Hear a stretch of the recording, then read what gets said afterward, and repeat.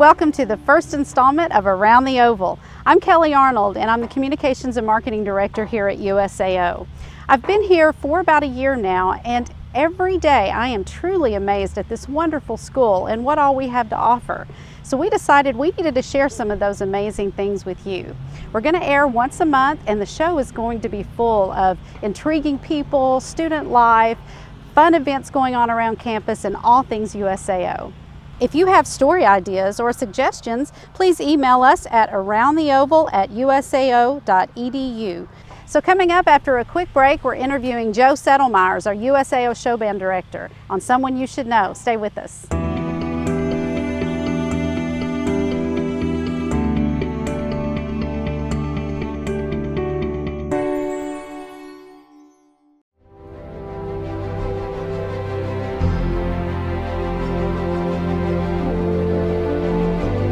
Curious minds create beauty. Curious minds discover new solutions. Curious minds make a difference. Curious minds shape their future. USAO, College for the Curious Mind. Welcome back. Now we'd like to introduce you to our Someone You Should Know segment. In this part of our show, we'll introduce you to someone from USAO, someone who has a story to tell, someone very interesting. In this show, we are talking to USAO Show Band Director Joe Settlemires. Joe has made quite a name for himself in the music industry, and you can still find country music stars in Nashville like Vince Gill who are still in awe of Joe. Joe is a fine player and a man I've known my whole life. Growing up as a young kid, I always knew of Joe, and we never really got to know each other until much later in my life. And he's just a really gifted musician, and it's interesting how, you know, all over the world there are certain pockets of places that hold really, really amazing musicians. Mm-hmm. He's one of them. So now we're here with Joe Settlemires, and Joe, oh my goodness, you've had an amazing career, and a lot of people out there they don't know what all you've done. So tell us a little bit about your background and your music career. You know, like I was talking to Harold Bradley a while ago, it's embarrassing because we've done so much. Because here in Oklahoma, if you start saying, well, I played for this person, and I did this and that, they think you're bragging and think you're just full of it, you know. So I don't talk much about it, you know. But yeah, I'm working in Nashville a lot. I guess one of the best things in my life, I got in with the A-team in Nashville to record with them, and that's impossible to do. Right. But I ran with Harold Bradley. He owned RCA Studios in Nashville, and I ran with him for years and played with him in Vegas, everywhere before he even let me record with him. That's how tight it was. Wow. And about 15 years ago, I kind of got in, and I've been doing stages ever since. And we're doing several every year with Harold. If I was down there, I'd do a lot more, but you don't have to be there. Well, tell us about your relationship with Vince Gill. We saw on the video a second ago that... this goes way back. Vince is a kid, he's a little bit younger than me, and we knew each other way back there in the 70s, I guess, and he kind of grew up knowing me, and we're real good friends, you know. And his right-hand man, Benny Garcia Jr., his father and I were real close, and so Vince, we all hung together back in those days, and we're just bonded. We're real good friends. So Vince played on my album, and of course I've done other things with Vince too. We've done funerals together and everything else, you know. Oh wow! Well, there was a piece that you worked with him on that you were nominated for a Grammy. Right. Yeah, and that was a fun piece we did. It was called Sugarfoot Rag. It was an instrumental thing we did. Right. And we made it pretty high, to the top 5. What's fun about that, we was invited to all these parties in Hollywood, you know, Neil Diamond, and of course Neil has one of my students, Hadley Hawkinsmith, been with him for 30 years. Oh, okay. And that's another thing too, the students, I've helped a lot of students, you know, and right. Well, I just showed them a way, they help themselves, you know. Right. And I have students with, well, I don't want to name too many names, but George Strait has 3 of my students. The Judds had my students. The Restless Heart was my students. And I don't want to say Vince Gill was my student, but I've showed him stuff too, but not really. I even showed Merle Haggard guitar stuff, but it don't matter. I mean. So what do you think that you do with your students and help your students to get them on to be so successful? Well, you know, I just try to teach them the real business of music. Right. And a lot of times in college, you know, if you want to be a band director in colleges, you don't get the real music, the professional music thing like in Nashville. You want to be a band director, that's a different thing. You want to be a band director, or do you want to be a professional musician in studios? It's totally different training in music. And I try to do both. I try to teach diatonic music and the other kind of music too, to them, so they're real well-rounded. You know, they can do band director or whatever. That's what I try to do. But you know, sometimes in college they have to go the other direction, and I don't blame them. I would too, you know, because they get more students. You know. Right. Well, I know that a lot of your influence has been in the country music era, but I also hear you love jazz and. Well, yeah, I have my first album. Harold Bradley produced my first album in Nashville. It was a jazz album. Wow. And it was done very well too. It's been all over the country and the world, you know. And then I grew up playing with big bands like Bob Wills. I'm the youngest one to play Bob Wills live today. There's only three of us left, I think. Wow. That play with Bob Wills. And I do the Bob Wills convention in Turkey, Texas every year, and thousands of people show up from all over the world. I've done so much, you know. I work with Bob Hope. I've played for President Clinton and Bush, both. Oh my goodness. As a matter of fact, I'm in a magazine with them. And that was an honor, you know. It seemed like it all started like with the Hall of Fames and stuff like that. Like us in California, I got the Hall of Fame out there, and I said, well, this is great, you know. And what's going to happen next, you know? Well, I got to play for Clinton, and that was another big step. Right. But I think the biggest step that I feel is I got in with Harold Bradley in Nashville and got to play with the people you hear on records all over. And he's a producer, is that right? Or well, not really. He just him and Chet Atkins owned RCA building in Nashville, and he's the most recorded guitarist in the world. He's 88 now, and he's Patsy Cline's original album. Him and his brother produced Patsy Cline. It's just amazing, and it's an honor to be with Harold Bradley. I think he's one of the biggest influences in my career, you know. Yeah. How do you think that the show band has evolved from when you started to now? When I first walked in the room, and Dr. Bohannon kept talking to me to come here and teach. I said, I didn't want to at first, and then when I got here, I loved it. I walked in there, they had a little bitty speaker for their PA system, and I hate to say this, but the band sounded horrible. I almost walked back out and went home. You know, it was terrible. Oh my goodness. And then I said, kids, if we're going to do what we got to do here, this is not going to cut it. I said, we got to have a $30,000 PA system if we're going to go out and play and promote the university. They laughed at me. Well, 3 months later, we had it. Right. You know, so. Wow. And we've done a lot of things. I went to Dr. Fever, and I said, look, we want to take the band to Nashville. Well, we had $900 in our account. And he said, okay. Wow. And we raised $14,000 before we even went. Oh my gosh! And so How'd you do that? Oh, well, friends, and we paid for everybody's way, you know. Yes. And it turned out. Then we went the second time and raised the same amount, you know. Oh wow! And so we have show band has 2 albums out we did in Nashville, and the program has really grown. You know, I mean, I'm gonna have to leave it someday, and I hate that, but that's the way it is. But we have great equipment over there, and we're fixing to buy a new amplifier today. Our amp blew up, and we got.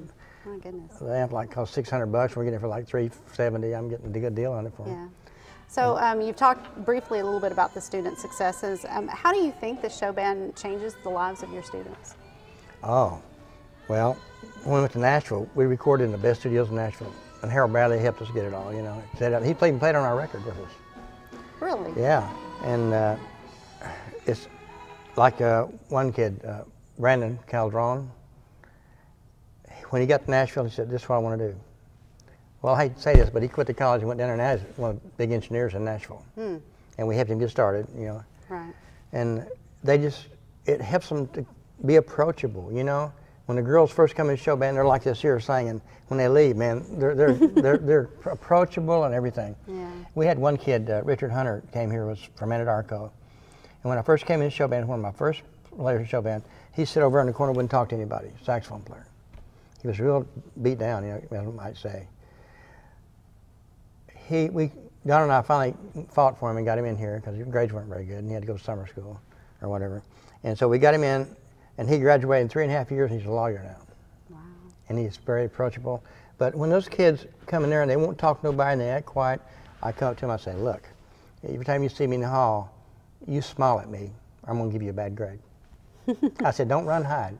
And they started doing that. And I brought a lot of kids around by doing that. Boy, That's they're active great. and stuff. Well, you have several events already planned. Tell us about Yeah, the let's one see if I can coming remember up. all the dates. We're going to Quanah, Texas, October 11th, and Fred Koch is taking us in out there, and he's buying the kids 10 hotel rooms. We're staying overnight, and then the next morning we're going to Eugenia Daniels' house. They own a 60,000 acre ranch out there, and plus a 250,000 acre ranch they got out there. Right. And we're going to their house. She's going to entertain them, feed them, and everything. So it's going to be a real treat for them. Right. Matter of fact, this year we took a couple of students from here on scholarship to go Oh, there. wow. And it's there 3 days, isn't it, Donna? 3 days, and everything's paid for: the food, lodging, everything. And they really get something out of that. Yeah. They learn Well, a lot. I know that there's another concert planned here in Chickasha in November. Is that correct? Yeah, At the Elks Lodge, November 21st. 21st. Right. We're instead of playing here for a show, the kids want to do a dance. Dance. Okay. They like playing for dance. And last year we packed that place. You couldn't had to set up new tables. Wow. And then we're going to play New Year's Eve there too. The kids agreed to do that. Oh. Now, how many players are in the show band now? 18. 18. Yeah, 18 players. Wow. It's a really good band this year. Yeah. Thanks, Joe. What an amazing story. Coming up next, we'll hear about what's going on around the Oval.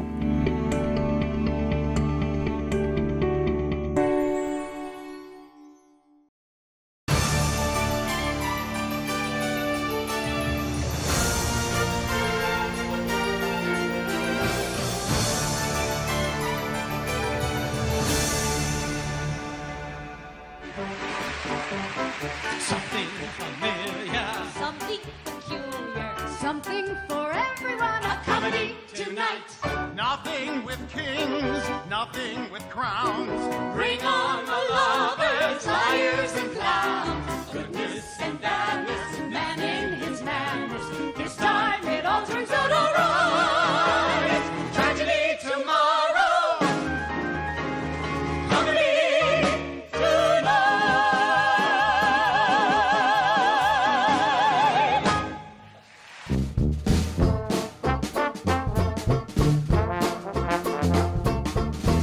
I'm Dan Kamen. I would describe myself as a professional charlatan. I'm an actor. Hi, Mr. McFeely. Hi, Dan. Dan Kamen. I'd like you to meet Mr. Rogers. Hi, Mr. Rogers. Glad to meet you, Mr. Kamen.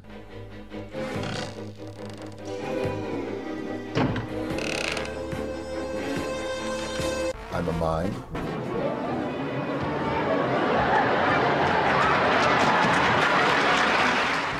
I'm a comedian. I'm a magician.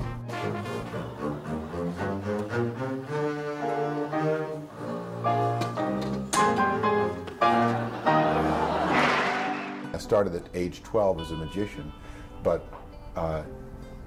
you know, the lure of show business brought me into a larger world of theater, and essentially I've created my own world of theater. I do shows all over the world with symphony orchestras.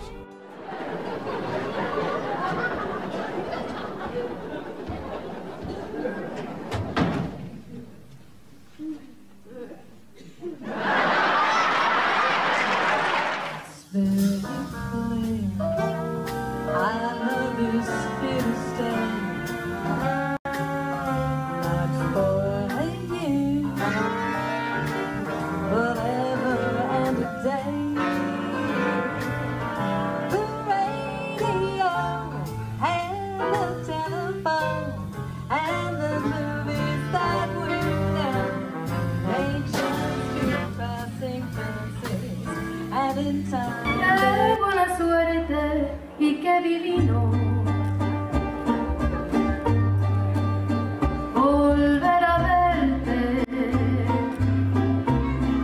y estar contigo. Si vieras cuántas veces soñé con este encuentro, ansiaba este momento. Cerca del mar yo me enamoré, y como la luna, la brisa y la espuma también tremecer. La noche azul, noche tropical.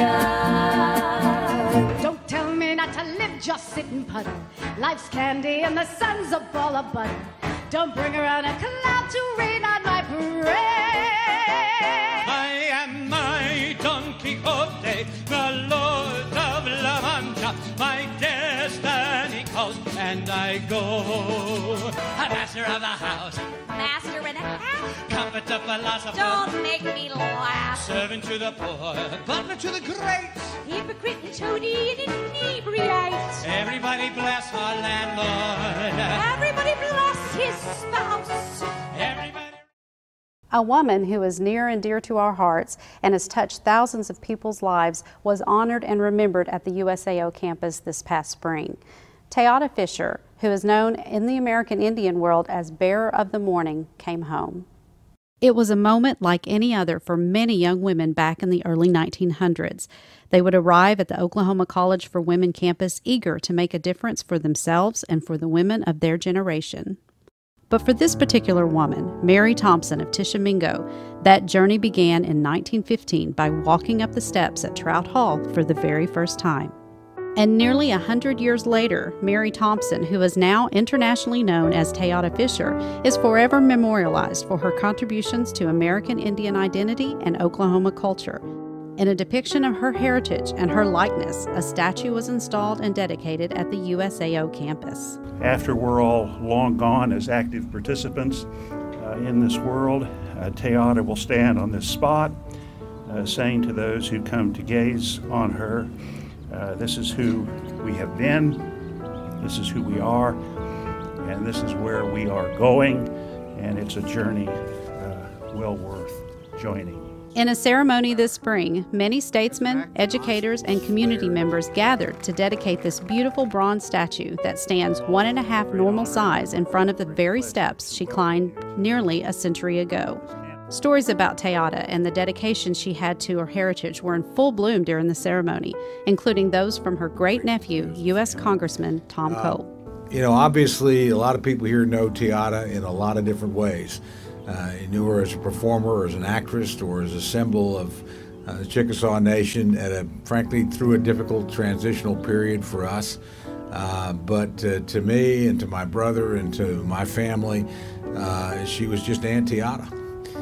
Now, she was never just anything. Those of you who knew her know she was an incredibly regal and commanding authority. And she shaped everybody in the family. She was the keeper of all things Native American. Teata was not just an actress. She was a vivid storyteller and was internationally known for her one-woman show that illustrated American Indian culture. She performed for President Franklin and Eleanor Roosevelt, King George VI, Queen Elizabeth, and many other royalty and heads of state. And in 1987, Teata was named the first Oklahoma cultural treasure.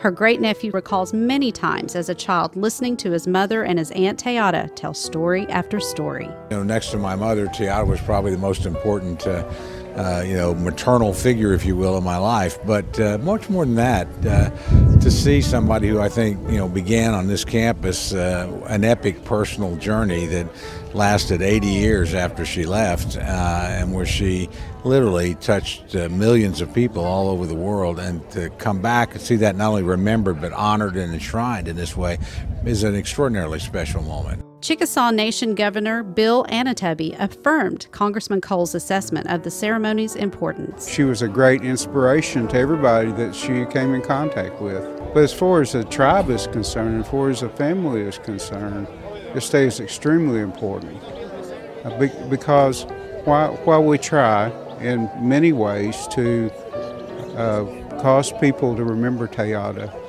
this is something very substantive. It is a likeness of her right here on the university where she graduated, in a place that she loved and really was part of why she was able to do what she did. Bringing Teata back to life briefly, actress Tana Takeshorse delivered a short scene from the play Teata, which premiered in 2006 at USAO. To conclude the ceremony, Teata's nephew and patriarch of the family, Gene Thompson, along with his son Harold, performed what's known as a smudging ceremony in which he circled the statue while offering up prayers. Thompson talks of his personal experiences with his Aunt Teata. Today was just kind of flooded back memories of my childhood of coming to OCW. Nationally recognized artist John Hare researched Teata's story and realized he wanted to be the one to sculpt her because of what she did, who she was, and what all she represented. I was just fascinated by Teata Fisher and what she had done with her life. I wanted to show her in the act of storytelling because that's what she was, a storyteller. She was an incredible woman. I was very impressed with what she did with her life. She was courageous. Against all odds, first of all being Native American, second of all being a female in this country at a time when, females weren't supposed to be seen and not heard. The sculpture itself was admired by everyone, of not only its intricate detail and beauty, but also how well it represented Teata's essence. Well, I think it gets her spirit. It's very difficult to find any artist who can get the exact expression of another individual, especially one that moves on constantly and always. So I think he did a good job of molding together her different spirits. It is a really wonderful representation of her. It's so true to who she was and so how she would have wanted to be represented. She stands in the heart of USAO, and she'll stand throughout time as we honor and remember Teata Fisher, Oklahoma's cultural treasure. Reporting from around the Oval, I'm Kelly Arnold. The Teata Statue project was set into motion by the generosity of donors John and Nan Willett. Nan's mother knew Teata, and with this gift, she said she is able to leave a mark on USAO in honor of her mother, Teata, and the women of their generation. This project is part of USAO's Comprehensive Grounds Master Plan, one of 4 projects being funded by the Ready, Set, Now campaign. A new lecture series debuted last week in the USAO ballroom. Dr. James Welch, a professor at the University of Texas and an expert in interdisciplinary theory, delivered the first inaugural Mary Jo Reagan Lecture on Interdisciplinary Studies. His presentation was based on research he performed asking the question, what is interdisciplinarity? He stated that this term may seem intimidating, but it has a relatively simple meaning. Interdisciplinarity is an approach to knowledge that involves the integration of multiple perspectives in order to help understand and solve complex problems. I believe that interdisciplinary studies constitutes a powerful problem-solving system for the unique problems of the 21st century. What our students need are tools to deal with this level of complexity, tools that specialization does not help them address. And so this is where interdisciplinary studies comes in. Arts and Humanities Division Chair Dr. Stephen Weber said USAO was the natural home for a lecture series on interdisciplinary studies. This is what we do here. It's actually in our mission statement, the university mission statement. And we've had this history for, I believe, 50 years now of interdisciplinary studies. I think we probably had this going on before the term itself was even used. Dr. Weber coordinated the lecture as part of his role as USAO's Reagan Professor of Interdisciplinary Studies. For more information about the lecture, call 574-1295. A unique art show featuring works on paper by Oklahoma artists is currently on display at the Nesbitt Gallery. The show, titled 24 Works on Paper, is co-sponsored by the Individual Arts of Oklahoma and the Oklahoma Visual Arts Coalition. The show will run in the gallery located on first floor of Davis Hall through October 3rd. According to the show's curator, Dr. Kristen Fleur-Olds, 24 Works on Paper was designed to attest to the richness and resurgence of paper as an artistic medium. The show has been traveling to galleries around the state for the past year, including the Goddard Center in Ardmore and the Gardiner Gallery at Oklahoma State University. The show's range of art includes photography, crayon, charcoal, watercolor, screen prints, and even embroidery and collage. Visit the Nesbitt Gallery website at usao.edu/gallery. The next exhibit to be displayed at the Nesbitt Gallery begins October 11th, called Thunderheads. It will highlight the amazing artwork of Oklahoma City artist David Holland. An artist reception will take place in the gallery on Saturday, October 11th at 7 in the evening. It is free and open to the public. The 7th Annual Ray and Mary Giles Symposium for Citizenship and Public Service is coming to USAO next Monday night at 7:30 in the Toyota Memorial Auditorium. This year's keynote address will focus on economics. Dr. James Galbraith, a recent Leontoff Prize winner for advancing the frontiers of economic thought, is best known for his research into the causes and consequences of income inequality. The theme of his presentation will be based on his recently published book, End of Normal, which argues that on the grandest scale, economic problems are no longer easily solved by the standard answers of seriousness or motivation, and new approaches to this growing problem are needed. Social Sciences and Business Division Chair and also the coordinator of the 3-part USAO Symposia series, Dr. Chris Walker, says the fall symposium, which is themed on citizenship and public service, is designed to make society and the lives of individuals better. One of the benefits of the symposium has been the application that students can take from the symposium. That's probably been never more true than this year. In his book, End of Normal, he talks about a lot of things that he argues that new upcoming graduates need to know about sort of their financial and economic future for at least the next 10 years or so. So all the speakers we've had, their messages have been important and applicable, but this year probably especially so. So very excited. Dr. Walker says the benefit the Symposia series has had on the student population is very encouraging. It's been very positive for those that attend, and which again is usually a good number.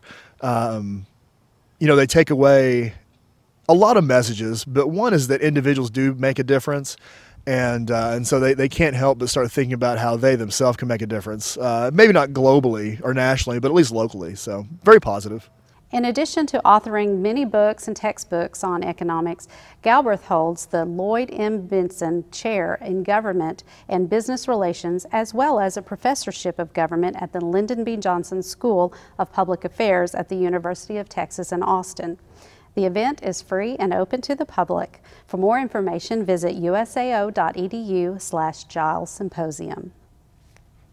The Davis-Waldorf Performing Arts Series is set to entertain campus and community audience this year with a diverse slate of performers.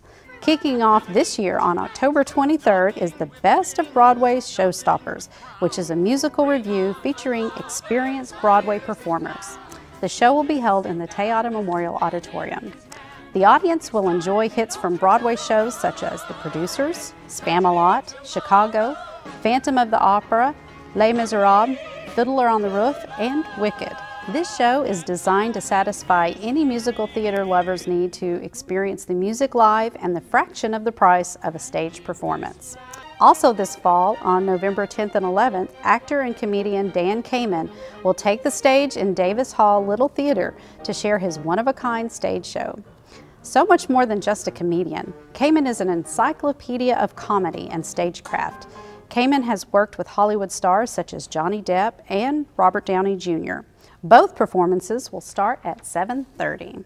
The Davis-Waldorf Performing Arts Series is sponsored by USAO with major funding support from the Oklahoma Arts Council, the National Endowment for the Arts, and the Chickasha Public School Foundation. Call 574-1349 or visit usao.edu/DWPAS for ticket prices and show information.